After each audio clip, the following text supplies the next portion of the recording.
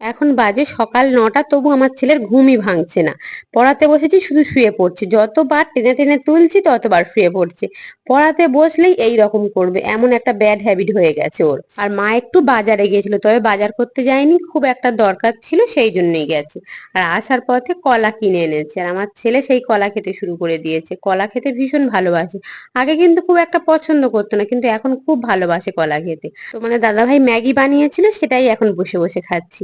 ও নাকি ফোনে একটা ম্যাগি রেসিপি দেখেছে, সেই জন্যই করলো, আর সেটাই খাচ্ছি। খুব ভালো খেতে হয়েছে। আর যেহেতু আজকের একাদশী, মা সেই জন্য বললো আমি আলু কাটতে বসেছি আর উঠবো না, তুমি ছাদ থেকে কয়েকটা পেঁপে পেড়ে এনে দাও। সেই এনে দিয়েছি। আর এখন সন্ধে হয়ে গেছে, সন্ধে দেওয়াও হয়ে গেছে। আর এই জামা কাপড়গুলো না বিকালে তুলে রাখা হয়েছিল, সময় হয়নি ভাঁজ করার, এখন ভাঁজ করে নিচ্ছি। আর একাদশীতে না আমাদের বাড়িতে দুধ চা হয়, সেই দুধ চা খাচ্ছি, আর সাথে বাদাম দিয়ে আলুর তরকারি খাচ্ছি। আর আমার ছেলে ওর পিসিমণি ফোন নিয়ে ফোন দেখছে।